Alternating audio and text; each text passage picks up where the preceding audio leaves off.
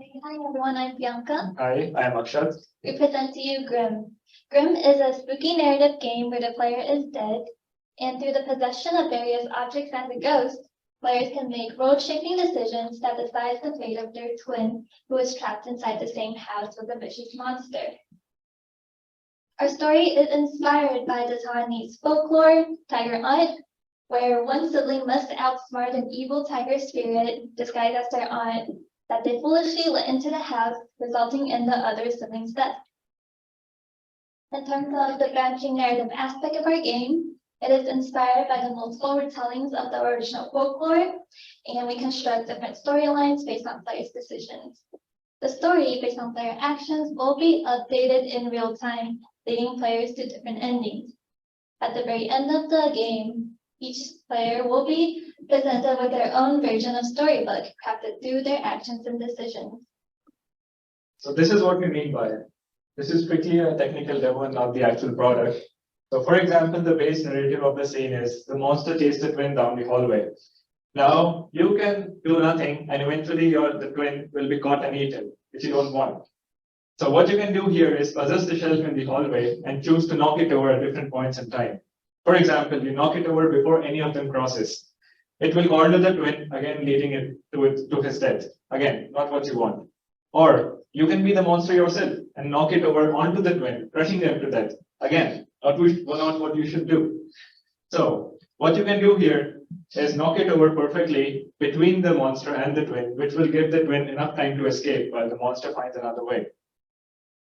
So what exactly does the player do here? So the player can become a shelf or a sugar cube or a bug or whatever they like.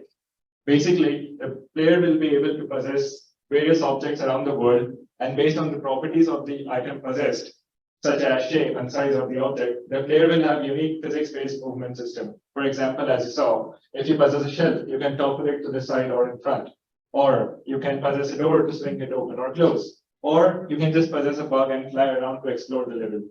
So each action that you take as the possessed item will either guide the twin to safety or to certain death. A general gameplay loop breakdown is the player will start and will be able to possess various objects around the world.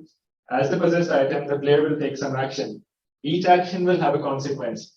So the player might have the desired effect on the world, the sibling AI, and the monster AI, or you will end up with a dead sibling on your hand, and that will make you restart the game.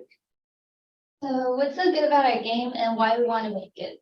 We believe that everyone has their own story to tell, and we want to provide players a chance to do so in an immersive 3D environment featuring cultural and traditional backgrounds. The personalized storytelling aspect of our game will also provide captivating replayability for our players.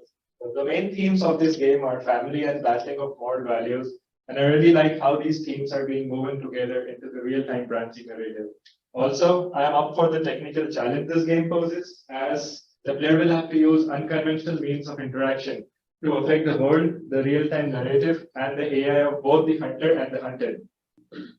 In terms of development and scope, we plan to have a playable prototype of Act 3 with both the narrative system and AI systems implemented by the vertical slice.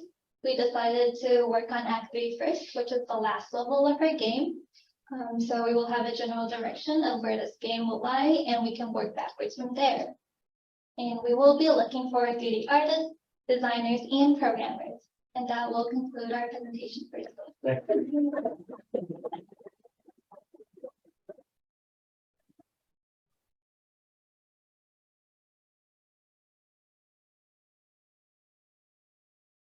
You mentioned a branching narrative, but in your examples, it was kind of more like a pass-fail sort of thing. Do you have any other examples that you could give of like how you could change the story in unique directions? Okay, so first of all, the game is divided into 3 acts. So Act 1 is basically serving as our tutorial. So the player will be able to make certain choices, but it will be a more linear storyline. So the player will in the end have to make a particular decision that will lead them to finishing the Act 1. And some actions might not affect the world directly, but might affect how it plays out in the Act 2. So The main branching that will happen will be in the end of Act 1, Act 2, and Act 3, where, like for the example here, was just showing the mechanic and how it affects the story. But the game will have multiple endings, at least 2. So in the Act 3, that's where the maximum branching will be done, and the story will like completely divide into 2 different parts depending on the actions and choices you make. So like either you can, in the end, kill the monster and save your twin, and or you can do something also good, which I would like to talk about. How does the player character swap between possessions? Is there a way for the player to leave a current possession and then like float around?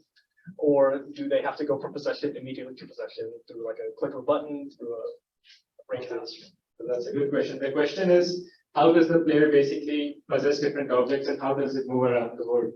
So the player it will be a ghost. Here we don't have a model for the ghost. It was just a first-person perspective camera. But the player will be a ghost, so he will be able to float around the world. We might have something like a radius around the brother that will allow the player to move, like you can move in a certain range, or you can possess items within a certain range, because the theme of this game is like family and like connection between brothers even after that. So right now what we have is like the objects that can be possessed will be clearly highlighted, and the player, when within their range, will click a certain button to transition. There will be a transition effect. Probably seamless and very small, but it's not in the demo. But that's how it will work. And yeah, that's basically what we have for now. So, but it's the radius will basically be a stretch goal, because we don't want the player like the AI of twin being in one room of the level and the ghost doing actions randomly in some other corner of the house. Yeah, does that answer your question? Vivian? Last question, one last. So you guys have a gorgeous aesthetic for your slides. It's really beautiful. It's surreal and interesting. But I don't have an idea of what your game looks like. Is it like the slides, or what does it look like? In terms of the art for our game, so this is a picture for inspiration of the offering room for our game. This is the rough map. We will have 5 rooms. It will be constructed with these are pictures of actual Chinese traditional furniture, and we will use this as a reference and create 3D model that is more realistic to set up a room, because we want to create a more immersive environment for players to experience Chinese culture. Thank you.